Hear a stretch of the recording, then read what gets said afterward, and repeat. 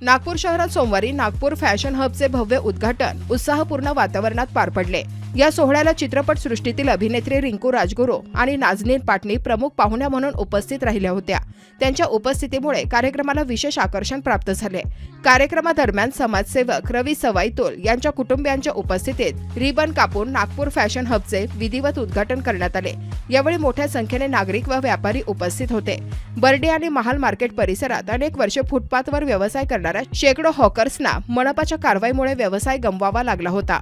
यामुळे त्यांच्या उपजीविकेचा प्रश्न गंभीर झाला होता। या पार्श्वभूमीवर समाजसेवक रवी सवाईतोल यांनी पुढाकार घेत या समस्येवर उपाय शोधला।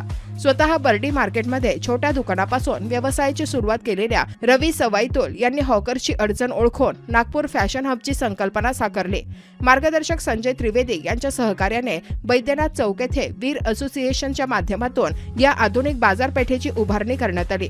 या फॅशन हबमध्ये एकूण 112 दुकाने उपलब्ध करून देण्यात आली असून बर्डी मार्केटमधील बहुतांश वस्तू येथे किफायतशीर दरात उपलब्ध आहेत। यामुळे हॉकर्सला स्थायी रोजगाराची संधी मिळाली असून नागरिकांनाही एकाच ठिकाणी विविध पर्याय उपलब्ध झाले आहेत। यावेळी अभिनेत्री नाझनीन पाटणी यांनी या उपक्रमाचे कौतुक करत छोट्या व्यावसायिकांसाठी हा आदर्श उपक्रम असल्याचे सांगितले।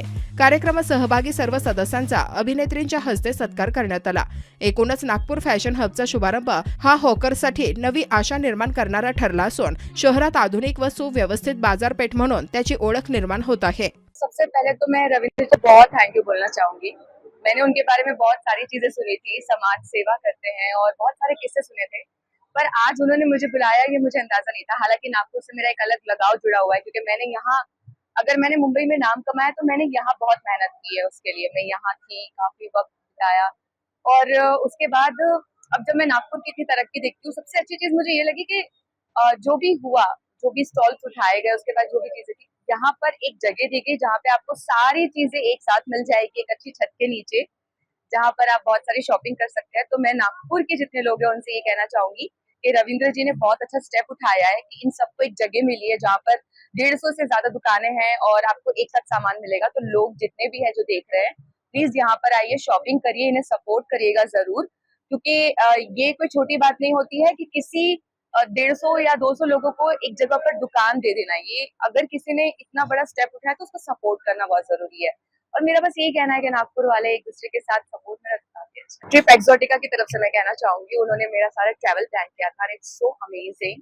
और यहाँ पर जो अरेंजमेंट है वो भी बहुत ज्यादा अच्छा है। रविंद्र जी ने और उनकी सारी टीम ने मेरे लिए बहुत सारी चीजें की है और जिस तरीके से ये लोग प्यार और इज्जत देते हैं एक सेलिब्रिटी को या एक आर्टिस्ट को, एक इंसान को, ये बहुत अच्छी चीज है। अगर आप ये पूरा इवेंट देखेंगे जब भी टीवी में तो आप देख पाएंगे कि कितना ज्यादा सत्कार और सम्मान किया गया है सबका यहाँ पर। Thank you so much Nagpur इतना प्यार देने के लिए और हमेशा देते रहिएगा। खूप महिन्यापासून वर्षापासून याचा विचार करत होतो की बर्डी आणि महाल हे बघत होतो, मित्र राहतात तिथे, ते हॉकर्सचं काम करतात आणि त्यांना व्यवस्थित सोय नाही होत होती, म्हणून मी हा उपक्रम राबवला आणि त्यांच्यासाठी हॉकर्स लोकांसाठी व्यवस्था करून दिली।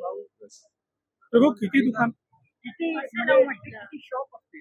इथे 102 दुकान आहे, पण दुसरा वेंचर जो चालू होईल माझा तिथे 350 ते 400 दुकानं राहतील आणि तो लवकरात लवकर 1-1.5 महिन्यामध्ये मी सुरू करणार आहे। नाही, असं परमनंट तर नाही आहे, पण जोपर्यंत आहे तोपर्यंत तर खुशीने आम्ही पैसे कमवू। इथे सुरुवात झालेली आहे। मी खूप वर्षापासून असाच म्हणजे रात्री मित्रांसोबत बसत राहत होतो, तेव्हा त्यांना म्हणत होतो असंच मजाकीमध्ये कि बाबा तुम लोगों को मैं पक्की दुकानें सर के नीचे छत दूंगा करके, तो मजाक उड़ाते थे।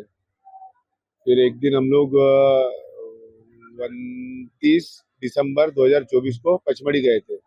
मेरे एक दोस्त ने बोला कि हेलीकॉप्टर खरीदना है, हेलीकॉप्टर खरीदने के लिए मेहनत करना पड़ेगा। तो बस फिर मैं उस दिन दिमाग में ला लिया और ये मेहनत पर लग गया और इन लोगों को ये वेंचर खड़ा करके दिया। या उपक्रमाला हे जे हॉकर्स लोक आहे, गोपी आंबोरे, दया पराते, रवि ठाकुर, एजाज भाई महल वाले, आणखी हमारे चाचा एक रज्जाक कुरैशी जी वो भी है और बहुत सारे सभी लोगों ने साथ दिए मुझे और सभी लोग सहयोग कर रहे हैं। छान वाटलं। नाही, ही महाराष्ट्राची आहे, आपली मुलगी आहे, महाराष्ट्राची मुलगी आहे, म्हणून आम्ही विचार केला की तिचे फॉलोअर्स जास्त आहे, लोक खूप आवड करतात त्यांची, म्हणून त्यांना बोलवण्यात आलं। Asia, oh Dream Asia, Dream Asia, oh Dream Asia, Dream Asia, oh Dream Asia. First time in यहाँ ड्रीम एशिया में आया हूँ। वहाँ का अनुभव मुझे बहुत अच्छा लगा, बहुत अच्छा लोकेशन है, बहुत अच्छी सब कुछ, सभी चीज़ अच्छी है। और सभी से रिक्वेस्ट है, आप फैमिली के साथ यहाँ आ सकते हो और अपना अनुभव ले सकते हो आके। एंट्रेंस एक डिफरेंट टाइप में था जो बाकी जगह नहीं है। Overall experience at Dream Asia was very good, and the most best part I have liked was the fire show and the dance which was performed at the last 6 o'clock, and it is built recently, so everything was neat and clean. Dream